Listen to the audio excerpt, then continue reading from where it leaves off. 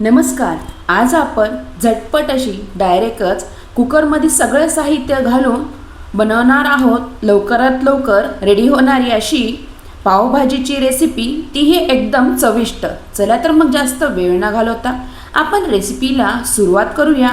तर पावभाजी म्हटलं त्यामध्ये वेगवेगळ्या प्रकारच्या भाज्या आल्याच. त्यामध्ये शिमला मिरची, तुम्हाला वाटलं असेल तर गाजर, फ्लावर, बटाटा, टमॅटो आणि मेन म्हणजे वाटाणे इथे आपल्याला लागणार आहे, आणि कांदा आणि टमॅटो.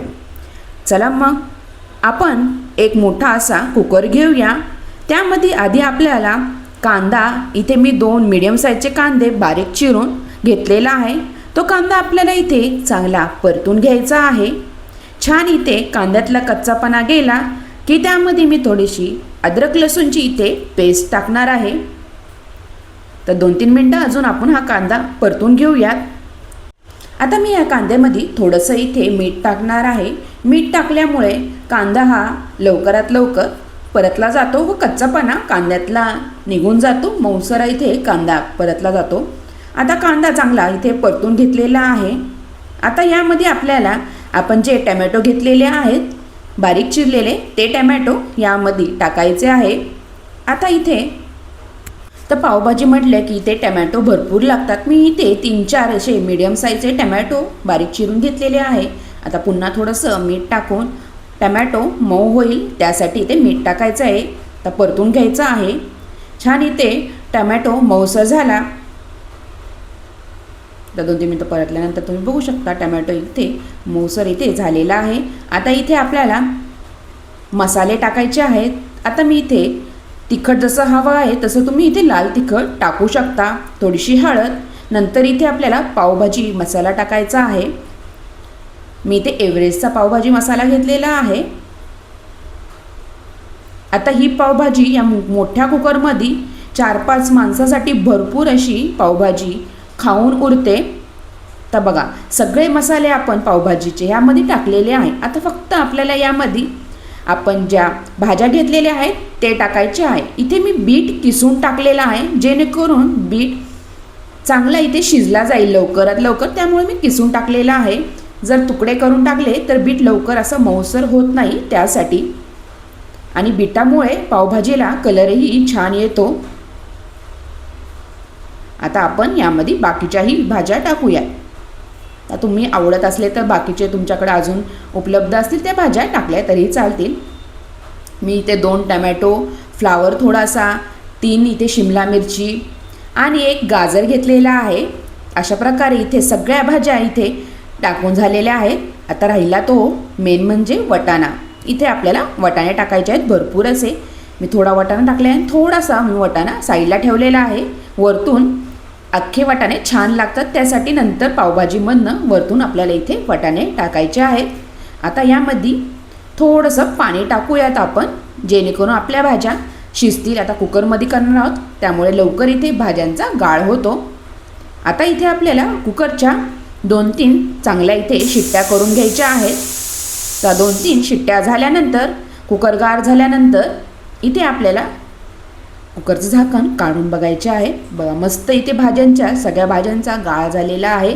मस्त इथे झटपट अशी लवकरात लवकर तुम्हाला भाजी करायची असेल पावभाजी, तर अशा प्रकारे तुम्ही कुकरमध्ये झटपट अशी पावभाजी करू शकता. तर मॅशरच्या साहाय्याने मी असं पूर्ण ह्या भाज्या मॅश करून घेणार आहे. छान इथे मॅश करून घ्यायच्या आहेत. तर बघा छान इथे भाज्या सगळ्या इथे एकजीव झालेल्या आहेत व इथे पावभाजीला कलरही छान आलेला आहे. मस्त इथे आपली लवकरात लवकर 10 ते 15 मिनटात झटपट इथे पावभाजी रेडी होती. आधी तयारी भाज्या वगैरे चिरून वगैरे धुवून ठेवल्या की लवकरात लवकर आपली ही पावभाजी रेडी होती. तर पूर्ण इथे मॅश एकजीव करून झाल्यानंतर बघा मस्त इथे पावभाजी झालेली आहे. आता आपल्याला ही भाजी मॅश करून झाल्यानंतर कुकर असाच गॅसवर ठेवायचा आहे गरम करायला. नंतर इथे पावभाजीवरतून आपण बटर टाकायचं आहे. मस्त इथे बटर टाकून आपली इथे पावभाजी रेडी झालेली आहे. तर बघा तुम्ही मस्त इथे पावभाजी रेडी झालेली आहे. कलर वगैरे काही टाकलेला नाही, बीटामुळे पावभाजीला छान असा कलर आलेला आहे. आता मी इथे बटरचा थोडासा इथे तुकडा टाकलेला आहे बटरमुळे छान इथे टेस्ट येते पावभाजीला. नंतर खातानाही तुम्ही वरतून बटर टाकू शकता. मस्त उकळी आलेली आहे. अशा प्रकारे तुम्हाला ही झटपट अशी पावभाजीची रेसिपी कशी वाटली नक्की कमेंट करून सांगा. आणि हो, तुम्हीही अशा घाईगडबडीत असाल तर अशा प्रकारे आधी भाज्या शिजवून नंतर त्याला फोडणी देऊन असं करू नका. डायरेक्ट कुकरमध्ये केली तर 4-5 माणसासाठी भरपूर अशी पावभाजी होते. तुम्ही अशा प्रकारे पावभाजीची रेसिपी नक्की ट्राय करून बघा. बघा मस्त इथे रेडी झालेली आहे आपली पावभाजी. तर काही इथे वटाणे मी साईडला ठेवलेले होते, तेही वटाणे मी यामध्ये टाकून दिलेले आहेत. तर सर्व करताना आपल्याला इथे एक तवा घ्यायचा आहे. तव्यामध्ये थोडंसं इथे बटर टाकायचं आहे. बटर चांगलं बेल्ट झालं की त्यामधनं मी थोडंसं इथे लाल तिखट टाकलेलं आहे आणि थोडीशी हिरवीगार अशी कोथिंबीर टाकायची आहे बटरमध्ये.